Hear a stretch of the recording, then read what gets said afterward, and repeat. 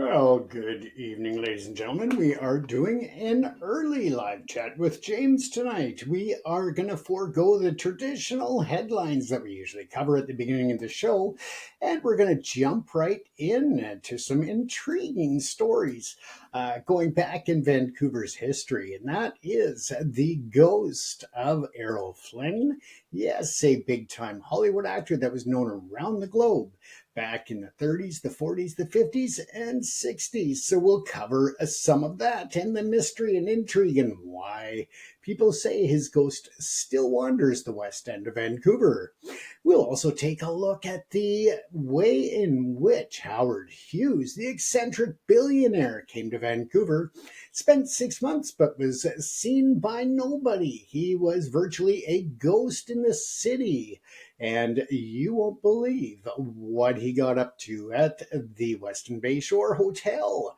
We will cover both of those, but let's take a look first as, of course, in a world of limitless luxury, where the wealthy and the well-known can go anywhere and do anything, a surprising trend has emerged once again. From the Hamptons to St. Bart's, the traditional playgrounds of the elite are facing a quiet revival. A vast, wild, and unassuming sanctuary to the north. Yes, here in Canada. In a world that never stops watching, why are the people who are always seen choosing to disappear in Canada? Well, let's take a look at that as we continue tonight on live chat with James here at the ProPix TV studios in Vancouver, British Columbia. Once again, I'd like to thank tonight's program sponsor, and that is, of course, Carry Movers, KARYMOVERS.com. You can find them online for all of your Metro Vancouver and Fraser Valley moving needs locally or for your long distance relocations throughout Western Canada. Once again, that's Carry Movers. You can find them online at KARYMovers.com.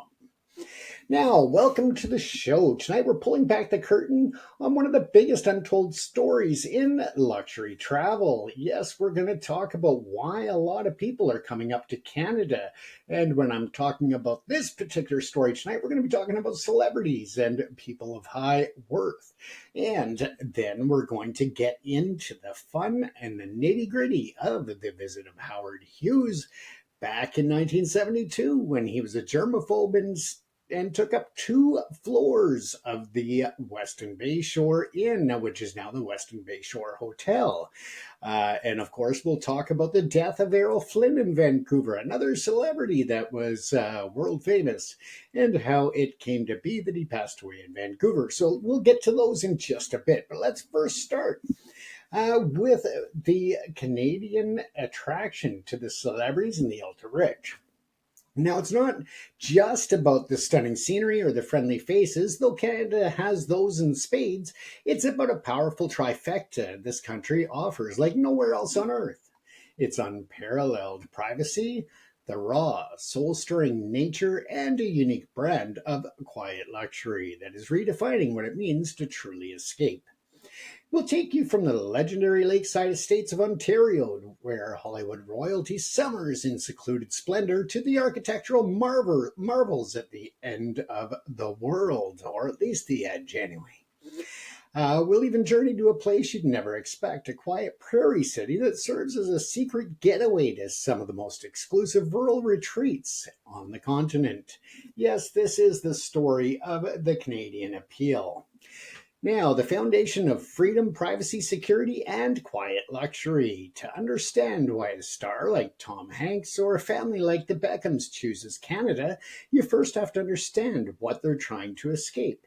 It's not just work, it's the constant, unblinking eye of public scrutiny. And that's where Canada's first and perhaps most important offerings comes into play, a deep, culturally ingrained respect for privacy. Now, we of course have what some would call the paparazzi proof haven. And of course, we do have some paparazzi here, but it is a lot calmer than in the US, as a lot of us journalists in Canada do not agree with or take part in that type of journalism. For example, ProPix TV was offered a very substantial contract to get some coverage and images of the royals when they first came up to Vancouver a couple of years ago. That was Harry and Meghan. Uh, Regardless as to the amount of money that was being offered by one of the rag magazines, as I call them, we turned it down just simply because it goes against our ethics and against our practices and what we have in written policy. We do not participate in any type of paparazzi style news stories and coverage. If a celebrity wants us to take photos or video of them, then they can call us themselves and they can afford to pay for it themselves. They don't want to be bothered with being chased down the street by the cameras and the idiots behind them. So again, it's a lot different here than many parts of the world when it comes to the paparazzi, but there are still some. Now, the difference between the celebrity experience in the United States and Canada is night and day. In the US, the First Amendment provides broad provisions for editorial photography, creating high stakes, aggressive paparazzi industry where a single photo can be worth a fortune. In Canada, the environment is fundamentally different. While photography in public spaces is legal, the culture surrounding it is far less intrusive. Now, the cultural tendency is bolstered by a robust legal framework. Provincial laws like British Columbia's Privacy Act empower individuals to sue for invasions of privacy, including acts of surveillance, where a person has a reasonable expectation of privacy.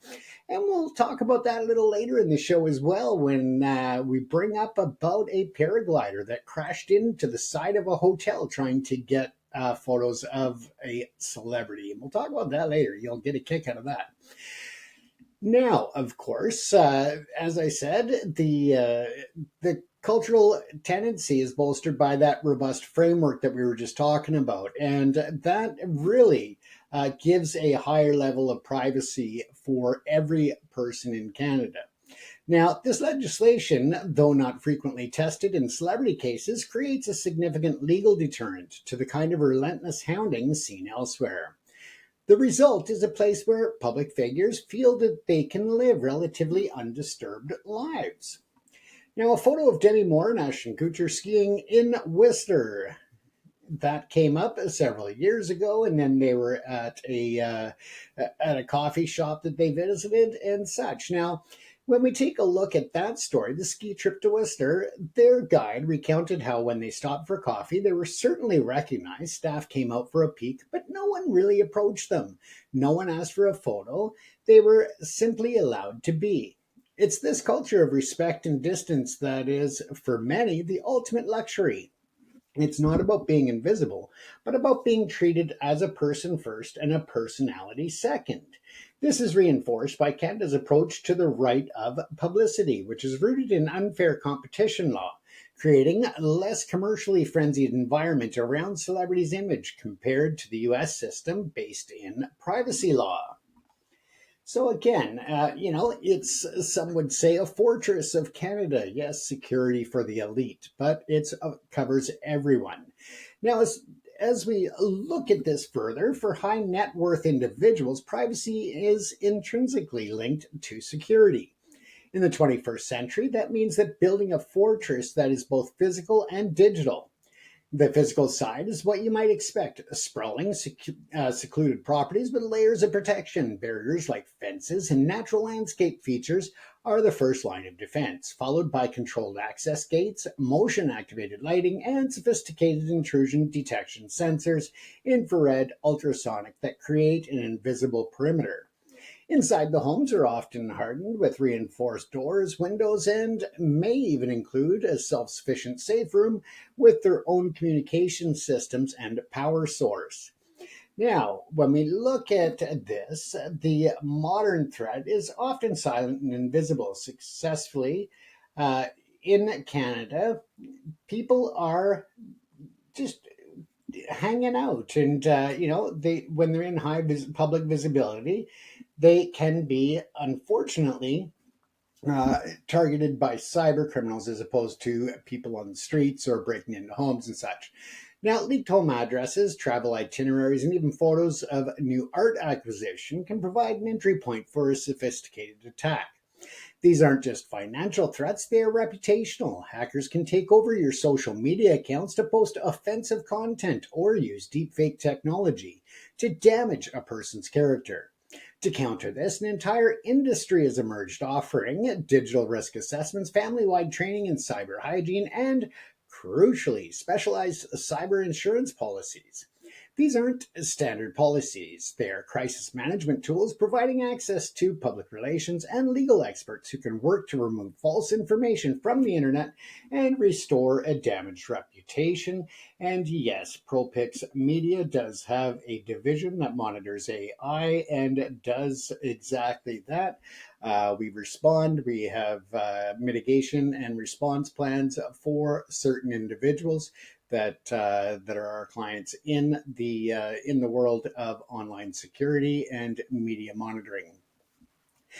Now, as we continue on, that brings us to the core philosophy, the very soul of the Canadian appeal, the concept of quiet luxury. The world of high-end travel is undergoing a seismic shift. The old definition of luxury, opulence, extravagance, being seen in the right places, is being replaced by something more profound.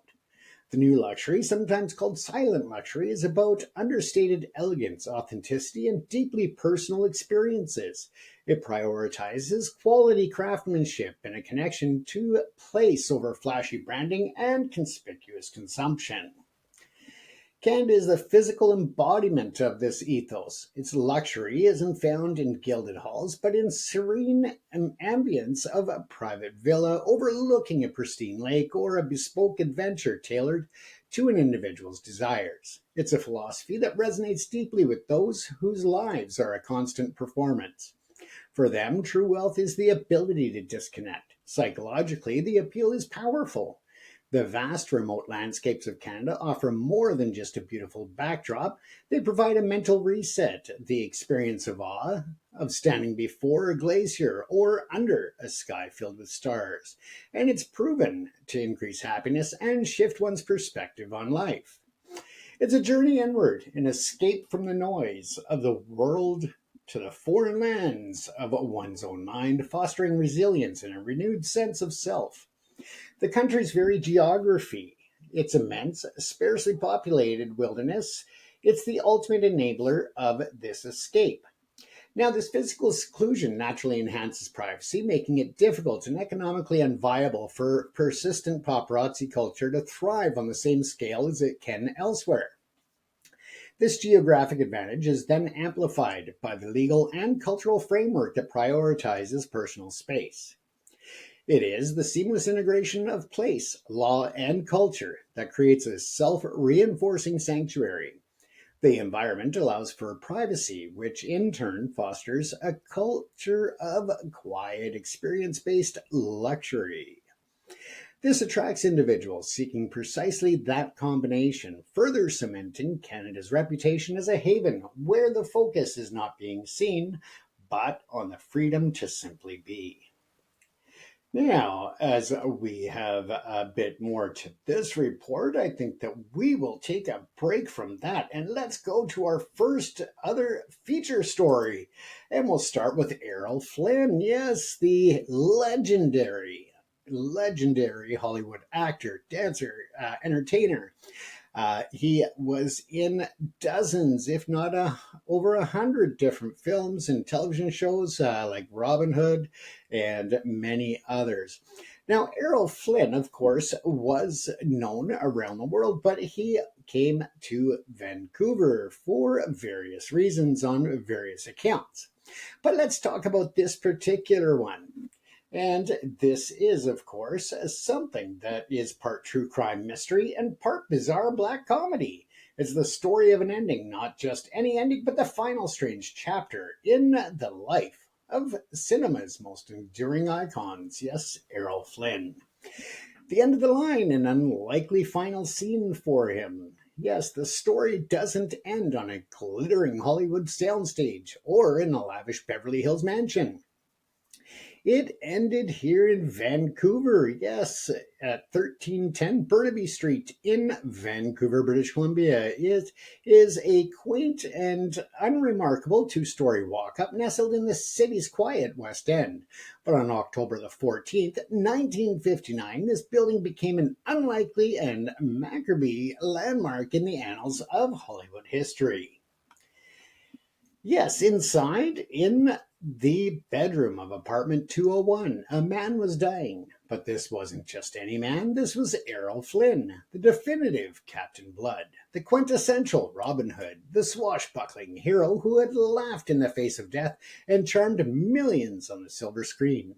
Yet here he was, far from the spotlight, and his face reportedly turning a deathly blue, and then black as he collapsed on the floor of a stranger's bedroom. How did it come to this?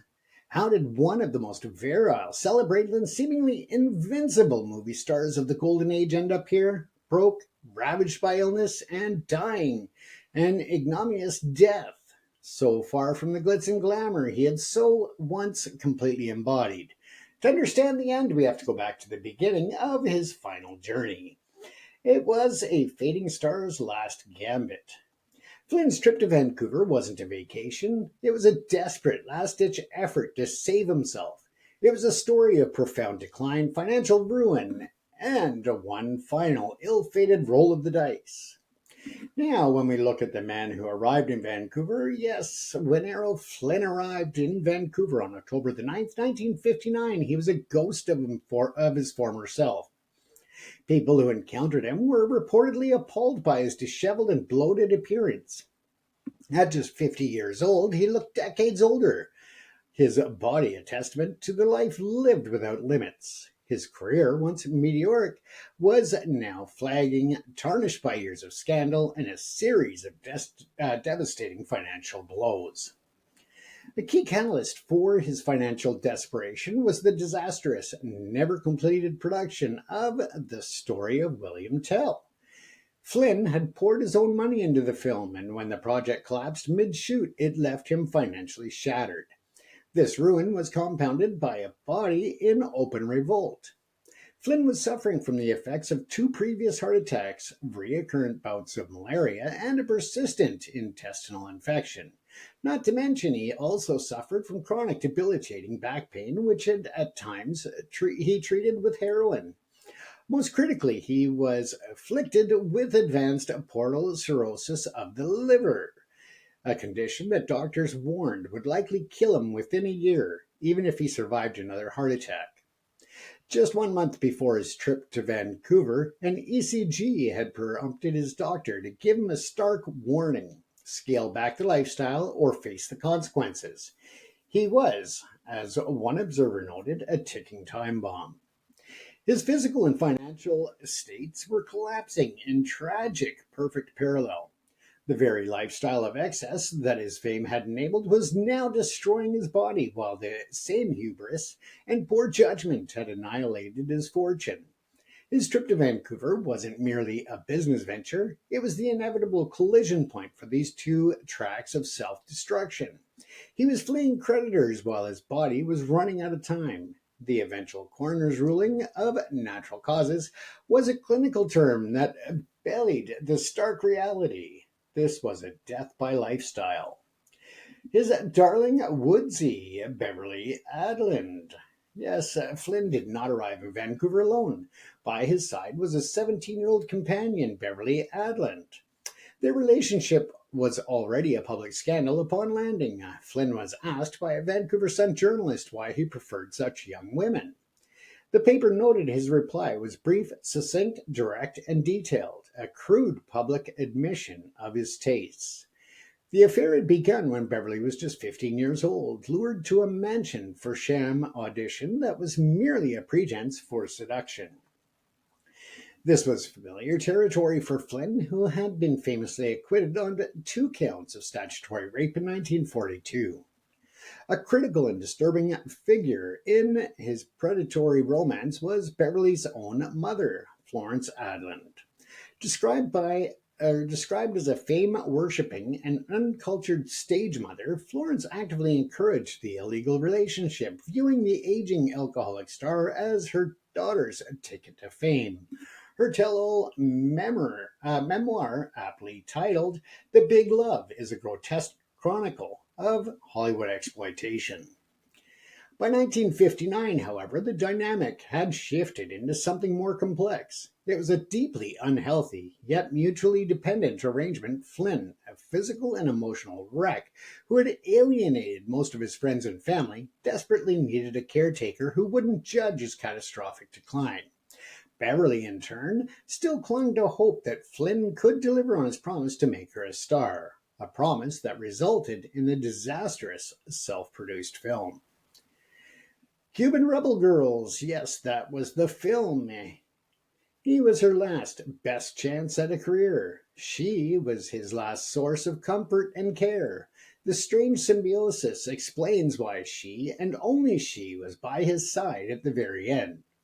It was the final codependent relationship of a life defined by exploitation and transaction. Now we'll look at the deal for the Zaka. The official reason for Flynn's trip was to negotiate the lease or sale of his most prized possession, the magnificent 118-foot schooner, the Zaka. This is where a new character enters our story, and that would be George Caldo, a dapper 30-year-old Canadian described as a self-styled boy promoter. Caldo's plan was far grander than a simple yacht charter. He pitched Flynn on a fantastical scheme, a publicity-funded treasure hunting expedition off the coast of Spain with the legendary Errol Flynn at the helm of the Zaka. For Flynn, who was desperate for both money and a return to the glorious adventures of his past, the idea was irresistible. He reportedly took the bait hook, line, and sinker. But George Caldo was not the successful entrepreneur he appeared to be. Contemporary newspaper reports and later accounts reveal him as a schemer and a boiler room crook. Just 2 years after Flynn's death, Caldo was convicted of a huge international fraud scheme and sentenced to 6 years in prison. The contract he signed with Flynn was almost certainly a worthless piece of paper, part a larger con, and Flynn's estate never saw a dime from that deal. Now, this context casts the entire trip in a new, tragic light. Flynn's final journey was predicated on a lie. He wasn't meeting a legitimate business partner, he was being courted by a con man. He died in the company of someone who was actively exploiting his fading fame and profound desperation for a fraudulent scheme. The ultimate irony is that the man who built a career playing the world's most charming rogues died while being played by a small-time Canadian crook. His death was not just a medical misfortune, it was the pathetic culmination of a final sad swindle.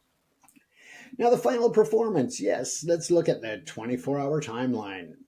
What follows is a countdown to the end, a chronicle of the last day of Errol Flynn's life on Wednesday, October the 14th of 1959. It was a detour to destiny. After several days of carousing and repeatedly missing a scheduled flight to New York for a TV appearance, Flynn, Adland, and Caldo were finally on their way to the Vancouver airport. But en route, Flynn was suddenly struck by an agonizing severe pain in his back and legs and demanded that Caldo find him some help immediately. Instead of driving to the nearest hospital, Caldo made a fateful decision. At around 3:45 p.m., he diverted the car to a West End penthouse apartment of his friend, Dr. Grant Gould, located at the 1310 Burnaby Street address that we discussed earlier. In a fascinating historical footnote, Dr. Gould was the uncle of the legendary Canadian classical pianist Glenn Gould. Now, the last party. Yes, Dr. Gould, who had never met Flynn before, examined the star. He reportedly misdiagnosed the severe symptoms of a heart attack as being related to osteoarthritis and administered a shot. Some sources say it was the painkiller Demerol, which seemed to revive Flynn's spirits. What happened next is almost unbelievable. Instead of insisting on rest or hospitalization, an impromptu party began to form in the apartment. Flynn, ever the performer, propped himself up against a wall to ease the pain in his back and began to hold court, regaling the small group of guests with stories from his Hollywood days. Among the guests was Art Cameron, the manager of the nearby Sylvia Hotel, an establishment Flynn was known to frequent. And just as a note, that historic hotel still stands to this day in English Bay. Even in what must have been excruciating pain, Flynn's instinct was to perform. His identity was so fused with the persona of the charming storytelling bon vivant that he kept the mask on until the very end. The topic of his stories is particularly telling. He spoke of his old friends, the legendary Hollywood Hellraisers, John Barrymore and W.C. Fields, both of whom drank themselves into early graves. He even recounted the ghoulish prank where he and others stole Barrymore's corpse from a funeral home and propped it up in a chair in his house for a final mockery laugh. In that moment, he wasn't just telling stories, he was perhaps subconsciously eulogizing himself by recounting the fates of his spiritual predecessors. This was his final defiant performance. I shall return. Yes, that's what he said as he collapsed. After holding court, Flynn announced he was going to lie down for an hour, promising he would take everyone out for a grand dinner later. His purportedly last words to the group were, I shall return. He then walked into Dr. Gould's bedroom and lay down on the floor. About 15 minutes later, Beverly Adland went to check on him. The scene she found was horrifying. Flynn was on the floor, trembling and unresponsive. His face had turned a deathly shade of black or blue. Her terrified screams brought Dr. Gould running. They desperately tried to revive him, first with amyl nitrate and then a shot of adrenaline injected directly into his heart. In the chaos, a hysterical Adland began smashing her head against the railing of the apartment's balcony before being restrained by other guests. Emergency crews worked on him for 90 minutes upon their arrival, but it was too late. Errol Flynn, the man who had cheated death on screen 100 times, was pronounced dead. The swashbuckler's great adventure was finally over. But it doesn't end there. Let's take a look at the coroner's tale, warts and all. Yes, the death of a star of Flynn's magnitude was an immediate international sensation. But the story that unfolded next in the quiet of Vancouver's coroner office was more bizarre and revealing than any tabloid headline. The official autopsy, conducted first in Vancouver and then confirmed by a second one in Los Angeles, painted a devastating picture of a body utterly ravaged by decades of hard living. The cause of death was a massive heart attack, but that was just the final event in a systemic collapse. Let's look at the clinical facts. This table breaks down the official findings from Flynn's death certificate and autopsy reports. It shows the heart attack wasn't an isolated incident, but the final domino to fall in a body that had been pushed far beyond its limits. Now, we'll take a look at the medical condition and then the description and source citation here. Myocardial infarction, yes, the immediate cause of death, a fatal heart attack reportedly to be his third or his fourth. And then there was coronary thrombosis, a blood clot lodged in a coronary artery which triggered the heart attack.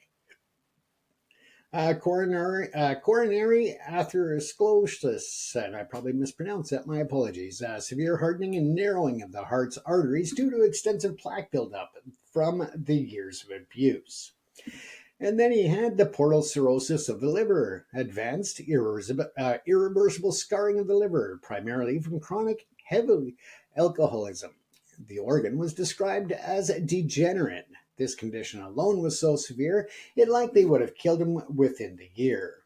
And then there was the fatty degeneration of the liver as well, a severe buildup of fat within the liver cells, another direct consequence of his lifestyle. And then there was diverticulosis of the colon. Yes, the presence of abnormal pouches in the wall of his colon. And that is a chronic intestinal ailment. But again, The coroner who had examined him noted that Flynn, at 50, had the body of a much older man. Some reports stating his internal organs were the equivalent of those of a 75-year-old. Now, the clinical details are grim enough, but what happened next pushes this story into the realm of the truly bizarre. The initial examination was handled by Vancouver coroner Glenn MacDonald and chief pathologist Dr. Tom Harmon. As they conducted their work, they made an unexpected discovery: several large venereal warts on the end of Mr. Flynn's penis. In a moment of astounding and Maccabee judgment, Dr. Harmon decided these were too interesting to leave behind. He surgically removed the warts, placing them in a jar of formaldehyde with the intention of using them as a souvenir or teaching specimen for his students. When Coroner MacDonald realized what had happened, he was horrified. He knew Flynn's body was being sent back to LA for a second autopsy, and it had to be complete. After a heated argument that reportedly descended into hysterical laughter, MacDonald convinced Harmon to return the specimens. But how to reattach them? Their solution was as ghoulish as it was absurd. They used the good office's Scotch tape. Yes, they used Scotch tape to try and put the warts back on the end of Errol Flynn's penis. Yeah. Now, this grotesque anecdote, sourced directly from the coroner's own published memoirs, serves as a powerful and pathetic final metaphor for Errol Flynn's life. His most private failings and his indiscretions were constantly being exposed, picked over, and turned into a public spectacle, even in death. His body was not his own. It became an object of morbid curiosity, professional gossip, and even clinical plunder. The image of this final undignified act, his body being patched together with office supplies for its final journey, is the ultimate symbol of the loss of dignity that marked his last years. It perfectly encapsulates the warts and all nature of his tragic legacy. Sorry, but that's just funny. Errol Flynn was dead, but the story was far from over. The shockwaves from his death in the Vancouver apartment rippled through the lives of those he left behind and added a few final iconic twists to the legend. Now, the key players in Flynn's final days met their own distinct fates. George Caldo, the con man, saw his treasure hunting schemes collapse. He was soon arrested and convicted for his fraudulent activities and sent to prison for 6 years, his brief association with the Hollywood legend becoming a mere footnote in his own criminal career. As for Beverly Adland, her life spiraled into further tragedy. The Hollywood career Flynn had promised her never materialized. In 1960, her then boyfriend was shot and killed during a struggle in her apartment, an event that led to her being made a ward of the court. She eventually married twice, had a daughter, and passed away in 2010 at the age of 67 from complications of diabetes and congestive heart failure. And what of the Zaka, the yacht that started it all? Its journey after Flynn's death is a saga in itself. His estate was tied up in probate for a staggering 14 years. During this time, the Zaka was consigned to an English playboy who stripped it of everything valuable. Stripped it of every valuable component and abandoned it in a marina in the south of France in 1965. For decades, it sat as a rotting mess, this ghost ship, kept afloat only by pumps. The neglect was so profound that in 1979, local villagers reportedly had the vessel exorcised after hearing phantom party sounds coming from its derelict deck. Finally, in 1991, the hulk was rescued by an Italian businessman by the name of Roberto Mimo, who undertook a massive multi-year restoration. Today, the Zaka has been returned to its former glory and sails the Mediterranean, a testament to survival. The yacht's story serves as a fitting mirror for Flynn's own legacy. After his death, his reputation was stripped for parts by sensationalist biographers and left to rot by serious critics who remembered him more for his scandals than his screen artistry. But just as the Zaka was eventually rescued and restored, Flynn's work and his status as a true cinematic icon have been reevaluated and appreciated once more, surviving decades of scandal and neglect. Now, no discussion of Flynn's legacy is complete without addressing the most sensational claim made against him. That was as a Nazi spy. This theory was popularized in Charles Higgin's 1980 biography and has been revived in recent fiction like David Phillips' thriller The Errol Flynn Conspiracy. The accusation is based largely on Flynn's long and undeniable friendship with a man named Dr. Hermann Urban, who was in fact an agent for the Nazis. However, it is crucial to note that these claims have been widely discredited and convincingly repudiated by other, more scrupulous biographers and historians. The case against Flynn remains entirely circumstantial, a matter of guilt by association with no conclusive evidence. Furthermore, the accusations run contrary to Flynn's known political activities. He was a vocal supporter of the Republican side during the Spanish Civil War and later became a journalistic supporter of Fidel Castro's revolution in Cuba, actions that suggest leftist sympathies, not fascist ones. And the final resting place. In the end, the story of Errol Flynn is one of profound and tragic contradictions. The invincible hero of the screen died a broken, bankrupt man, a victim of his own insatiable appetites, and in his final days, the predation of others. His body was flown from Vancouver to Los Angeles for burial at Forest Lawn Memorial Park in Glendale, California. It was a final quiet indignity. Flynn reportedly detested Hollywood cemeteries and had expressed a wish to be buried at his beloved ranch in Jamaica. His estranged wife, Patrice Wymore, made the final decision. But his friends would have the last word. In a final, fitting tribute to the man they knew, they made a special request. And so Errol Flynn was buried with 6 bottles of his favorite whiskey. It was a perfect, defiant epitaph, a last toast to the wicked, wicked ways that had defined his life, fueled his legend, and ultimately led him to that quiet apartment in Vancouver. He lived as he died, outrageously, tragically, and right up to the bitter end, entirely on his own terms. Yes, that was the legend of Errol Flynn and his ghost that still haunts the ship that brought him to Vancouver. Just an amazing story. Errol Flynn, yes, in Vancouver. That is a popular story that many people know of. And if you didn't know about it, then you do now. So amazing turn of events in that era. Now, let's continue on with our look at why celebrities tend to come to Vancouver and the rest of Canada to hide away and have that quiet escape. Before we go into the story about Howard Hughes and his crazy days in Vancouver, yes, the one and only Howard Hughes, and you're going to get a few laughs, I would think, about some of the stuff that comes up in that story.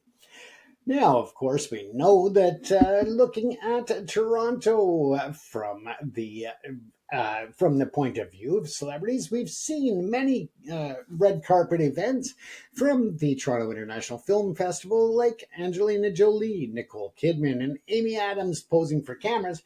But Toronto, without question, is the epicenter of Canada's celebrity ecosystem. As a thriving hub for film and television production, it's a place of business for many of the world's biggest stars.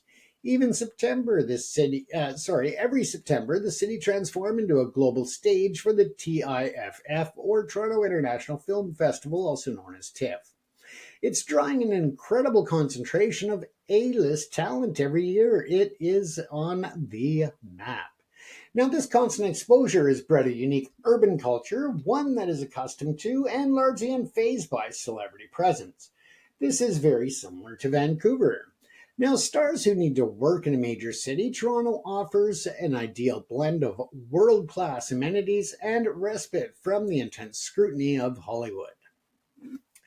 Where they choose to live, even temporarily, speaks volumes. For the ultimate opulence and privacy, there's the bridle path, known across the country as Billionaire's Row.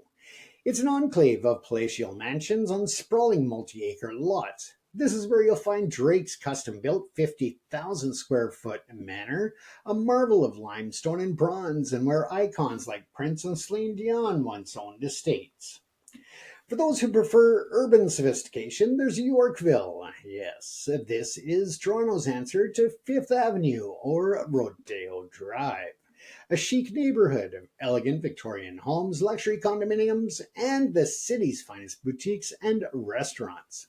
It's a favorite for stars who value privacy but also walkability. Mark Wahlberg, for instance, owns a penthouse suite at the exclusive Hazelton Hotel right in the heart of it all. And for a more serene, established atmosphere, there are neighborhoods like Rosedale and Forest Hill. These are Toronto's old money bastions and characterized by grand historic homes on quiet tree-lined streets, offering a lush green escape just minutes from the downtown core. These communities have long been home to Canada's cultural elite, from author Margaret Atwood to actress Rachel McAdams. For the constant stream of visiting stars, the city's five-star hotels like the Ritz-Carlton, a haven for guests like George Clooney and Leonardo DiCaprio during TIFF, or the boutique Hazelton provides the holy grail of service, impeccable attention to detail combined with absolute discretion. Yes, some people would refer to an area called Muskoka as the Hamptons of the North. A stunning transition from the city to the country. Yes, absolutely beautiful as you go up towards the areas of Lake Joseph and others, where you'll see grand multi-building cottage compounds nestled amongst the pines along the shoreline. Now, just a 2 hour drive north of Vancouver lies that place that's been a sanctuary for the elite for nearly a century. It's called Muskoka. This isn't your typical cottage country known as the Hamptons of the North. This region has been a retreat for icons since the days of Clark Gable and Ernest Hemingway. Now, the heart of Muskoka is the big three lakes: Lake Rosseau, Lake Joseph, and the eponymous Lake Muskoka. The shorelines here, particularly on Rousseau and Joseph, are dubbed Millionaire's Row for their staggering collection of multi-million-dollar waterfront estates. These are not rustic cabins. They're architectural statements, often sprawling compounds with main lodges, guest cabins, and elaborate boathouses with rental prices reaching upwards of $50,000 a week. This is where Hollywood truly unwinds. Actors Goldie Hawn and Kurt Russell have long owned a beloved family cottage on Lake Rousseau, a place their daughter Kate Hudson has spoken of fondly. Comedian and Canadian icon Martin Short is another longtime resident. Tom Hanks is a regular present on Lake Joseph, while Steven Spielberg, Jim Carrey, and Simu Liu have all been spotted enjoying the region's idyllic scenery. Most recently, it has become a favorite of global superstars like Cindy Crawford and the Beckham family, who often vacation together at the estates of Canadian billionaire Jamie Salter. The lifestyle is a unique blend of rustic Canadian tradition and extreme luxury. Days are spent boating, fishing, and playing golf at exclusive courses like the Lake Joseph Club, known for its rugged granite topography. It's a world away from the red carpet and a place where the biggest status symbol is the vintage of your wooden boat and the tranquility of your view. Now, when you look at Montreal and Quebec, it is a taste of European charm. The cobblestone streets and the historic 19th century architecture of Old Montreal is something that is of great beauty and historical significance. If you've watched some of my other videos, you would see the great Notre Dame Cathedral in Montreal, as well as a lot of Old Montreal and the cobblestone streets, the old impressive historic buildings, and much more. So yeah, you can look back in the archive videos for those. Now, for those seeking North American escape with a distinctly European flavor, that is where Quebec offers a compelling alternative. Montreal, in particular, provides a rich tapestry of history and modernity. Yes, the city's traditional seat of power is the Golden Square Mile, a neighborhood that is, in its heyday, home to an astonishing 70% of Canada's entire wealth. Yes, that was back in its heyday. Today, its Grand Victorian and Beaux Arts mansion stand as a testament to that legacy, now interspersed with luxurious modern residences offering a unique atmosphere and prestige in addition to the history. Now, the historic grandeur is balanced by the city's vibrant contemporary culture, trendy neighborhoods like Griffintown, and those are hubs of art, design, and world class dining with hotspots like Le Richemont, drawing a sophisticated crowd. And nothing captures the city's international allure quite like the Formula One Grand Prix, an annual spectacle that attracts a global jet set clientele, filling the city with a palpable energy of glamour and excitement. From exclusive wine tastings in the eastern townships to the art-lined streets of Montreal, Quebec, offers a journey that seamlessly intertwines natural beauty with cultural sophistication. And I might add, if you've never checked out a maple sugar shack, check it out if you are in the Quebec region. Something you will not regret. Now, Vancouver, of course, its appeal lies in the extraordinary duality. It is a bustling cosmopolitan metropolis and a gateway to untamed wilderness all at the same time. The seamless integration of urban elegance and outdoor adventure has made it not just a major film production center, the original Hollywood North, as we say, but also a cherished home for stars who craved a balanced lifestyle. Canadian born A-listers like Ryan Reynolds, Michael Bublé, and Seth Rogen all have chosen to maintain deep roots here, drawn to the city's unique blend of cultural vibrancy and natural beauty. When the Hollywood crowd is in town for work or pleasure, they gravitate towards well-established circuit of luxury. Dining hotspots like the award-winning Blue Water Cafe have reportedly hosted everyone from Uma Thurman and Catherine Zeta-Jones to Pierce Brosnan. For accommodations, the city's legendary five-star hotels are the preferred choice, such as the Rosewood Hotel Georgia, a landmark since 1927, is steeped in celebrity history. Its guest list reads like a who's who of the 20th century, including Elvis Presley, Frank Sinatra, Katharine Hepburn, the Rolling Stones. They've all sought refuge within its walls. The hotel's most exclusive suites, like the Rosewood and the Lord Stanley Suites, offer the ultimate in privacy, with private rooftop terraces and plunge pools, as well as secluded gardens. And it is a true urban oasis. We have done a full story in our Did You Know series about the amazing Rosewood Hotel Georgia and some amazing history that you may not know about it in the world of radio communications and radio broadcasting. So I strongly suggest, again, you check out some of the archives for the Did You Know series that featured the Georgian Hotel. And once again, you can check that out. And sorry, it's now the Rosewood Hotel Georgia. All right, so 2 hours north of Vancouver lies a destination that competes on the world stage with the most exclusive ski resorts in Europe. Whistler Blackcomb is North America's largest ski resort, a colossal winter playground with over 8,171 acres of skiable terrain. While it offers the same scale and challenge of resorts like St. Moritz, it does so with a distinctly relaxed, welcoming North American charm. But for its most discerning visitors, Whistler experience transcends the public slopes. The pinnacle of luxury here is the private chalet, in exclusive ski-in, ski-out neighborhoods like Cadenwood, which boasts its own private gondola. You'll find architectural masterpieces that redefine mountain living. These estates, which can rent for over $15,000 a night, come complete with every conceivable amenity. Private hot tubs with mountain views, spa-inspired bathrooms, home theaters, and fully catered services, including a dedicated private chef, butler, and driver. And for the ultimate thrill seeker, there is heliskiing. Whistler Heliskiing operates in an exclusive tenure of 432,000 acres, an area 50 times the size of the resort itself, containing over 173 glaciers. It's an experience of pure adrenaline and absolute seclusion, carving first tracks in untouched powder surrounded by dramatic jagged peaks. This potent combination of world-class adventure and unparalleled luxury has drawn an incredible roster of visitors from royalty like Prince William and Harry to superstars like Arnold Schwarzenegger, Seal, and Heidi Klum.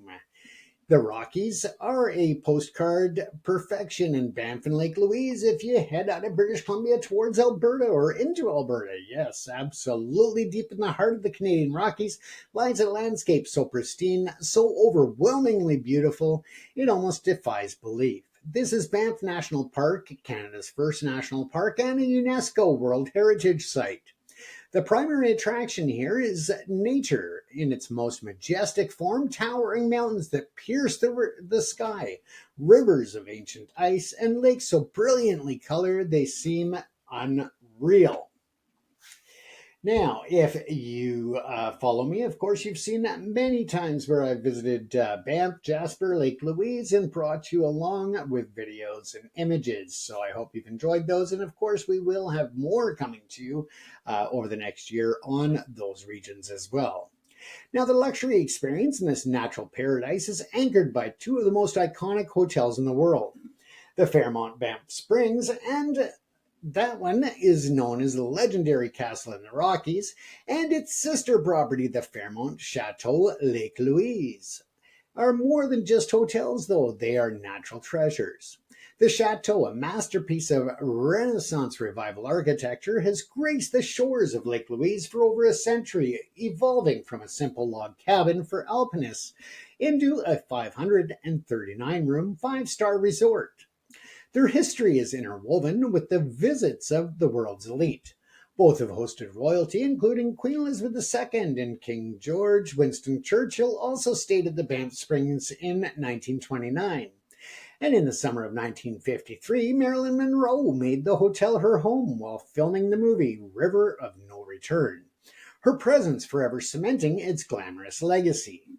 For today's high-profile clientele, these hotels offer exclusive hotel within a hotel experiences like Fairmont Gold, which provides access to a private lounge, dedicated concierge, and the finest suites such as the Chateau's Belvedere Suite, a split-level marvel with two private terraces offering ultimate views of the lake and the glacier.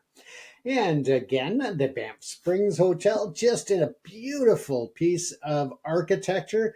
That's where we do, or where I go almost every year to the Banff International Media Festival and the Rocky Awards. Check it out. If you're in the film and production industry, check out the Banff International Media Festival. It is a very important event for film and television production every year. Now, let's move on down here, folks, and we'll take a look at the radical seclusion. Yes, what some refer to as the edge of the world. When we look at that, we're talking, of course, about Tofino and the Clayoquot Sound, and that is rugged luxury on the Pacific edge. Now, on the wild westernmost edge of Vancouver Island lies Tofino, a place where the continent meets the full force of the Pacific Ocean. This is the heart of the Clayoquot Sound, UNESCO Biosphere region, a dramatic landscape of surf-swept beaches, hidden coves, and towering rainforest-blanketed shores. The luxury here is not about glitz, it's about immersion in one of the planet's most powerful and pristine environments. There, you can take a float plane in, or you can look at other ways of getting there. But again, you can get some beautiful, just very isolated spots for total privacy and really immerse yourself in the experience that is. Now, you can also go out in that region and take part in the whale watching adventures that happen all the time. And there are different tour companies that offer them. And it is an amazing experience to see the beauty of an orca whale jumping majestically out of the water and diving back in. It's just beautiful. Now, the absolute pinnacle of this experience is the Clayoquot Wilderness Lodge. This is not a hotel. It's a remote luxury outpost accessible only by float plane, helicopter, or boat. It's named as one of the 50 greatest luxury hotels on Earth. It offers an experience that has been dubbed glamping, but that term hardly does it justice. Guests stay in one of just 25 luxuriously appointed safari-style canvas tents, complete with antique furnishings and modern amenities. Set within a 600-acre wilderness conservation area, the entire experience is curated to connect guests with the surrounding nature. Days are filled with guided adventures, whale and bear watching, horseback riding, canyoning, as well as taking a helicopter to remote glacier-fed lakes for a swim. Evenings are for gourmet, locally sourced meals and wellness treatments at the waterfront spa. It's the perfect balance of rugged, refined, and encounter with the wild without sacrificing 1 ounce of comfort. Now, of course, if Clayoquot is about immersion in the wild, the next destination is about finding beauty at the end of the world. This is Fogo Island, a remote outpost off the coast of Newfoundland, a place geographically closer to Greenland than it is to Toronto. And this is Fogo Island Inn, arguably the most unique luxury hotel in Canada, if not the world, that we're going to be talking about. This is a minimalist, a Scandinavian-inspired design. The floor-to-ceiling windows with panoramic ocean views. Local artisans are shown or show their wares, the handcrafted furniture and quilts used in the rooms. So again, a showcase of the local artisans' works and creations. Now, it was designed by Newfoundland-born architect Todd Saunders. The inn is a breathtaking piece of contemporary architecture that still honors the island's outport traditions. But its true uniqueness lies in its philosophy. The Fogo Island Inn is a social enterprise, a community asset. 100% of its operating surpluses are reinvested directly back into the Fogo Island community through the Shorefast Foundation, helping to preserve the culture and economy of one of Canada's oldest settlements. A stay there is an act of regenerative tourism. It's a luxury with a purpose. The all-inclusive guest experience is designed for deep cultural immersion. Rates include all meals, which feature hyper-local ingredients, foraged from the island, and fish from the surrounding areas, as well as half-day island orientation with the community host. Not a hotel employee, but a local islander who shares their home with you.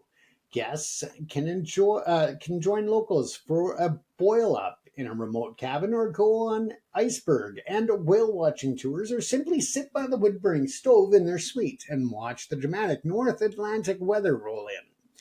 It's a place of profound quiet, designed for contemplation, connection, and a complete disconnection from the noise of modern life.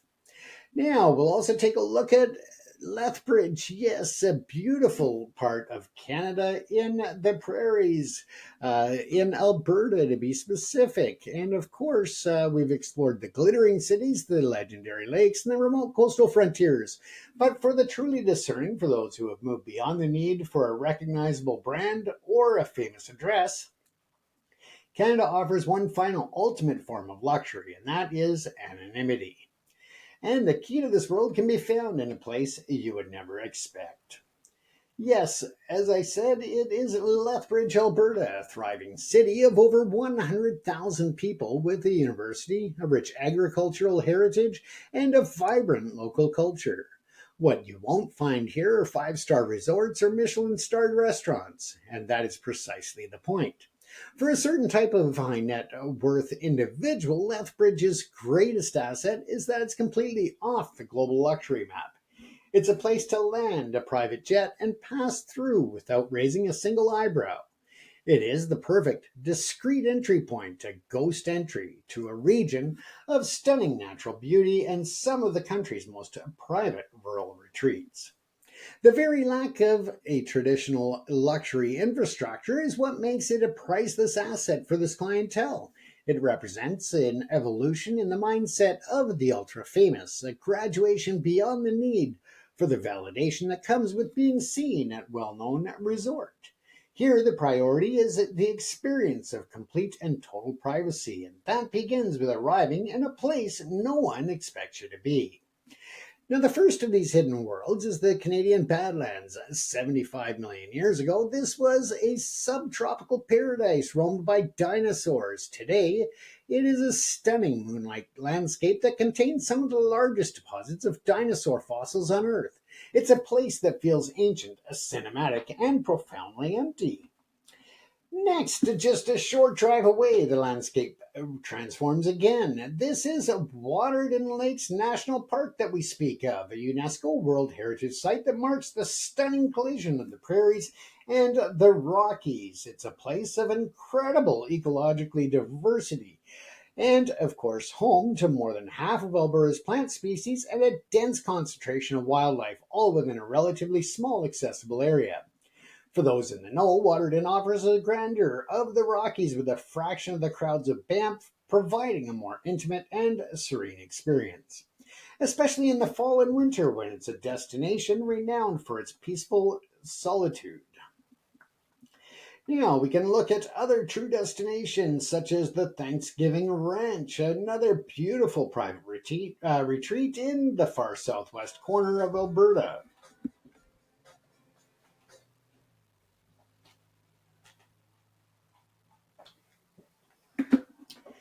And you can also look at East Slope Adventures. Yes, a remote fly fishing lodge on the banks of the Waterton River. Here, guests stay in beautiful 4,000 square foot log lodge and receive expert guiding through the beautiful fishing of the wild trout.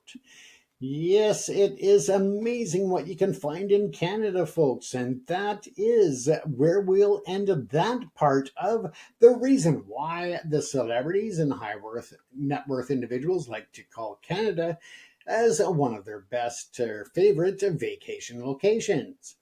Now, let's go back to the top stories that we were talking about earlier. And yes, that is the amazing Howard Hughes and his secret 6 months in Vancouver. It was dubbed the Phantom of the Penthouse. Yes, they called him the Phantom. And when they talk about him, they also call him the Ghost of Vancouver. So, as we look at this, the ghost arrived in March of 1972, and it was still more than a decade away from the global spotlight of the World Expo in 1986. But on a rainy Tuesday morning on March the 14th, 1972, it became the unsuspecting stage for one of the 20th century's most bizarre disappearing acts. An older man, tall and frail, with long hair and a beard, shuffled into the lobby of a hotel. He was wearing an old bathrobe, pajama bottoms, and sandals, surrounded by a phalanx of burly, silent men. He looks around and murmurs, this is pretty nice. That man was a ghost. The ghost of a titan of industry, a Hollywood legend, a daredevil aviator. He was Howard Hughes. And he was about to check in and vanish completely for the next 6 months. Now, setting the stage, the man who fell to earth, let's take a look at that. Yes, of course, to understand what happened in the city, you first have to understand who Howard Hughes was in 1972. At 66 years old, he was a shadow of his former self. The dashing pilot who broke aviation records and the film producer who dated Hollywood's biggest stars was gone. In his place was a man ravaged by decades of chronic pain from near fatal plane crash, increasing deafness, and a crippling obsessive compulsive disorder. He was a fugitive from his own life, hopping from hotel to hotel around the world, the Bahamas, Nicaragua, London. And this was to avoid legal troubles and, most of all, avoid taxes in the United States. He arrived in Vancouver from Nicaragua seeking a new sanctuary, a place to hide. His choice of Vancouver was not a random pin on the map. Instead, his movements across the globe in his final years followed a distinct pattern.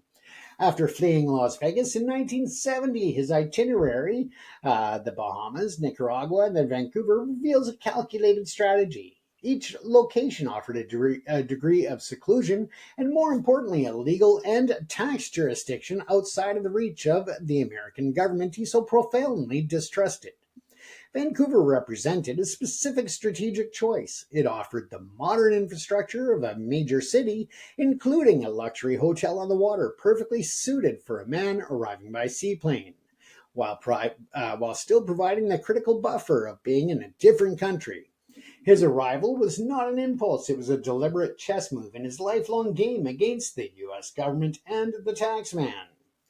Now, let's take a look at his hostile takeover. Hughes didn't just check into the Bayshore Inn, he commandeered it. Arriving unannounced in the early morning, his staff made a simple, staggering demand to the night bellman, Stan Yip, and to the hotel management. They wanted the top two floors of the hotel. Some reports even suggest the initial demand was for the top four floors.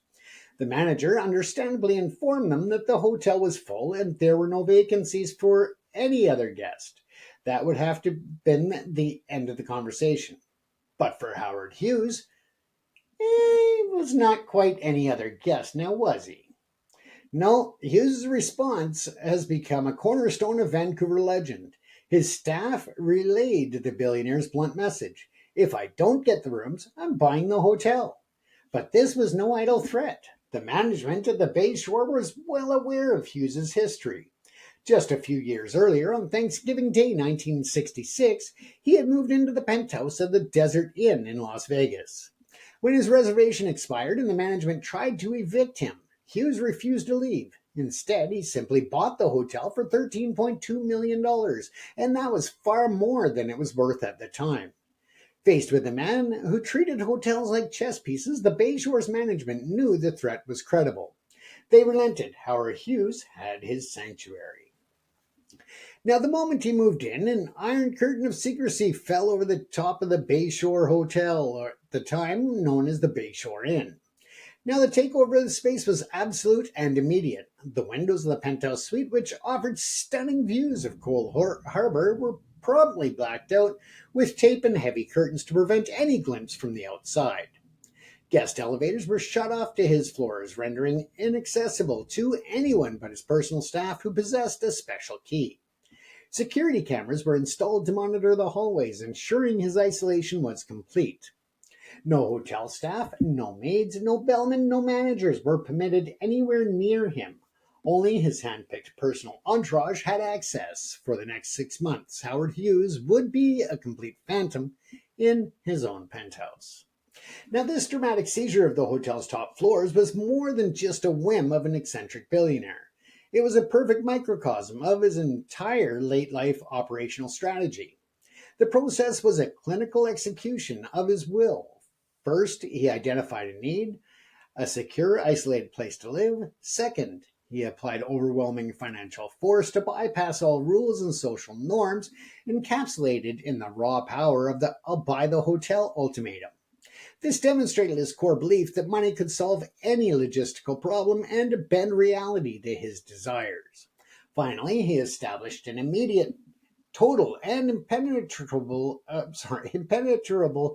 control over his physical environment.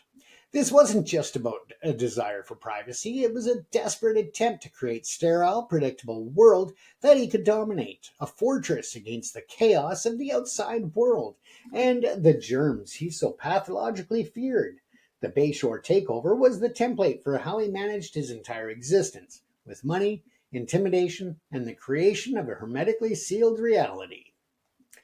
Now, the different phobias and different, we'll say, just oddities of Howard Hughes were vast and, of course, rumored. So, what was life actually like inside that blacked out, gilded cage? Accounts from his aides and hotel staff who dealt with his entourage paint a portrait of a man utterly imprisoned by his own mind. His misphobia, a fear of germs, was the stuff of legend and dictated his every action. The suite was reportedly filled with countless boxes of Kleenex. He used layers of tissues to touch doorknobs and other objects and demanded his aides use paper towels or Kleenex to hand him anything. The space itself was transformed. Most of the hotel's furniture was removed, and sheets of plywood were brought in to block off parts of the rooms, creating a sterile, custom warren that bore little resemblance to a luxury suite. Now, his eating habits were just as bizarre and ritualized. He would go through phases obsessing over one type of food for extended periods. A former chef at the Bayshore Inn famously recalled a time when Hughes demanded that all cakes be perfectly square. The kitchen staff went as far as to keep a ruler on hand specifically to measure the cakes and ensure they met his exacting standards. All his food had to be cut into specific uniform cubes, and it always was tasted by his personal guards to ensure it wasn't poisoned before it ever reached him. He subsisted on these strange diets and drank only bottled Poland water imported from Maine. Yes, this wasn't the life of a luxury seeking billionaire, it was the daily exhausting ritual of fear and control. Now we can look at what was known as the Mormon Mafia. Yes, this extreme manufactured isolation was only possible because of the small loyal group of men who surrounded him. They were known both in the press and internally as the Mormon Mafia, a cadre of aides, almost all of whom were members of the Church of Jesus Christ of Latter-day Saints. Hughes, a notorious womanizer and drinker in his youth, now prized them for their clean living ethos. He believed that because their religion banned alcohol and smoking, they made more trustworthy employees. They were his combination nurses, cooks, bodyguards, and most importantly, his gatekeepers to the outside world. They never talked. As one reporter described them, they were men without mouths. They controlled everything. The group was assembled and led by Frank William Bill Gay, a senior vice president of the Hughes Tool Company, who became the CEO of Summa Corporation. This inner circle included men like George Frankham, a devoutly religious former Air Force medic, John Holmes, the only non-Mormon, and a former tobacco salesman, LeVar Myler, a former mechanic for Hughes's wife, Jean Peters, Jim Rickard, a former fighter pilot, and Clarence Waldron, a one-time cabinet maker. They worked in 8-hour shifts, attending to Hughes's every bizarre need and, critically, filtering his every interaction with the outside world. Their absolute power during the Vancouver stay was the direct result of a ruthless corporate battle that had concluded just 2 years earlier. Before Hughes fled Las Vegas in 1970, this group, led by Gay, successfully engineered the ousting of Hughes's longtime chief of Nevada operations, Robert Mayhow. Mayhow, a formidable ex-FBI and CIA operative, had run Hughes's massive casino empire for years, communicating only by phone and memo, having never met his boss face to face. With Mayo gone, Bill Gay and the Mormon Mafia had exactly what they wanted: direct, unlimited, and completely unopposed access to the king. The profound seclusion Hughes experienced in Vancouver cannot fully be understood without the context of his power shift. Robert Mayhew, while serving Hughes's interests, was a man of the world of his own power base and deep connections to the CIA, politicians, and even the real mafia. He represented a link, however, tenacious and fraught to the outside world of influence and deal-making. Bill Gay and the Mormon Mafia represented the complete opposite, a philosophy of a total inward retreat. Their victory in the power struggle was not just a corporate reshuffling. It was an ideological coup. It replaced a strategy of external influence with one of internal fortification. Therefore, the subsequent events, fleeing to the Bahamas, Nicaragua, and ultimately the hyper-isolated existence in Vancouver, were the direct and logical consequences of his change in command. The Vancouver episode was the ultimate expression of the Mormon Mafia's philosophy of total control and isolation, an existence that would have been impossible under the Mayo regime. Now, here lies the great paradox of Howard Hughes in 1972. While he was living like a germophobic hermit, hiding from the world in a blacked out room, he was simultaneously executing one of the biggest moves of his legendary business career. In 1972, the very same year he was holed up in Vancouver, he orchestrated the sale of the original Hughes Tool Company tool division in a public offering. He then restructured his remaining vast holdings. Casinos like the Sands and Desert Inn, Hughes Air West, TV stations, and real estate under a new holding company known as the Summa Corporation. From his sickbed in the Bayshore, he was still the emperor. A Time magazine report from 1976 published after his death noted that until as late as 1972, he retained overall control of his empire. He did this by meticulously poring over company performance reports, peppering his aides with a constant stream of memos, and reading a wide selection of the nation's press to stay informed. He remained an exasperating haggler, orchestrating complex business transactions down to the last detail from his isolation. The man who couldn't bring himself to walk out a door was still moving billions of dollars around the globe from a darkened room in Vancouver. Now, as we look at this even further, you can see that the city was actually transfixed on him. Outside the fortified penthouse, the city of Vancouver was completely captivated. As historian Aaron Chapman noted, for a figure of Hughes's global stature and mystique to suddenly arrive was a monumental event that made immediate international news. The local newspapers, the Vancouver Sun and the Province, were all over the story, dedicating front page coverage to the mysterious guest. But with no access, no sightings, and no photos, they were left to grasp at straws. The most anyone ever saw of Hughes during his entire 6 month stay was a speculative sketch published in the Vancouver Sun, a drawing that was based entirely on rumor and imagination, the only so called image the public would ever get. Now, the media's desperation to get a picture, any picture of the reclusive billionaire, led to some truly wild and audacious attempts. This is where it gets funny. One photographer reportedly tried to fly a hang glider past the penthouse windows to snap a photo. He misjudged the winds off the harbor, lost control, and embarrassingly crashed into the side of the hotel building. But the most famous and elaborate attempt involved the Canadian sporting hero. A publication hired George Athens Jr., a world champion water skier, to see if he could parasail high enough behind a speedboat in Cole Harbor to get a clear shot of the penthouse windows. Athens was a national superstar at the time, a two-time world overall champion, a 10-time consecutive national champion, and recipient of the Order of Canada. If anyone could pull off a daring stunt like this, it was him. But as former bellman Stan Yip recalled, his efforts were in vain. The phantom of the penthouse remained unseen. Now, amid this media circus, there was quiet official business to attend to. As a foreign visitor, Hughes' stay was subject to Canadian immigration law. In July of 1972, with his initial visitor's visa period potentially nearing its end, he quietly received a 1 year extension on his visitor's permit from the Canada immigration officials, which at the time was the federal department known as Manpower and Immigration. And the minister responsible was Bryce Mackesy, serving in the cabinet of Prime Minister Pierre Trudeau, yes, Justin's father.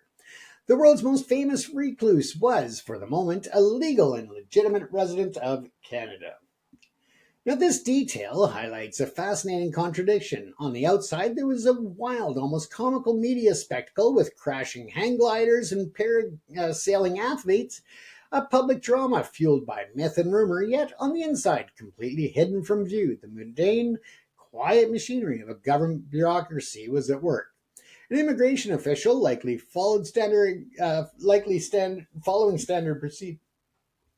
After being contacted by Hughes' lawyers, processed the permit extension for Mr. Howard Robard Hughes Jr. This juxtaposition reveals two parallel realities coexisting at the Bayshore Inn.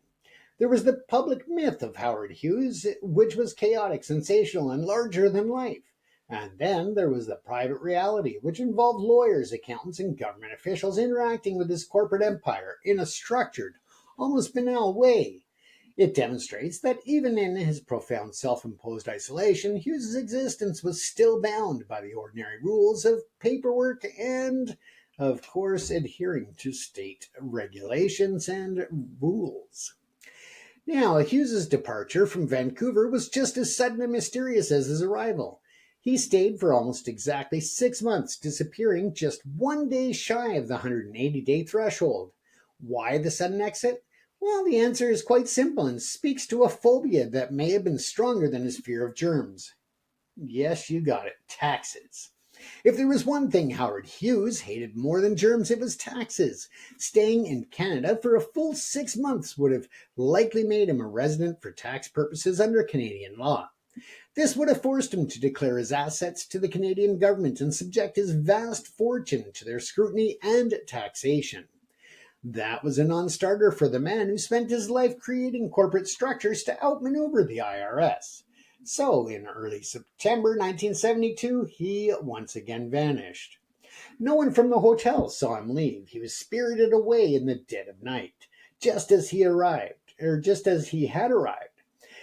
His next destination was another hotel sanctuary, this time in Acapulco, Mexico, which would turn out to be his second to last home. But his departure from Vancouver left behind one of the most incredible and surreal stories of the entire 6 month saga. Stan Yep, the night bellman, recalled that the hotel staff who were hired to help with his departure came back to the Bay Shore with an unbelievable tale. They claimed that when they got to the airport, they saw a Volkswagen van being loaded inside the plane that was waiting to whisk Hughes away. A Volkswagen van inside a transport plane. It's a detail so strange, so utterly bizarre, it could only be part of the Howard Hughes story. It was a final eccentric flourish to his Canadian chapter, a lasting image of his wealth and his profound strangeness.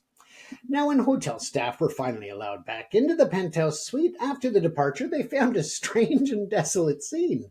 It was the abandoned nest of a phantom. Most of the hotel's luxurious furniture had been removed. In its place were the sheets of plywood he had used to partition the rooms, creating his own sterile maze.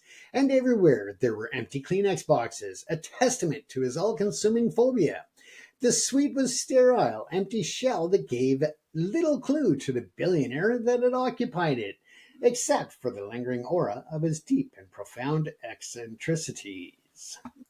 Now, for 179 days, one of the world's richest and most powerful men held a major Canadian city captive with his mere presence, all without ever being seen. He arrived as a ghost and he left a legend. He would die just 4 years later on April the 5th, 1976, fittingly on a medical plane en route to his birthplace of Houston, Texas. He never found a permanent home, and his final years were a blur of hotel rooms in different countries, just like the one at Vancouver. But Vancouver hasn't forgotten him. The hotel, now the luxurious Westin Bay Shore, still pays homage to its most famous invisible guest.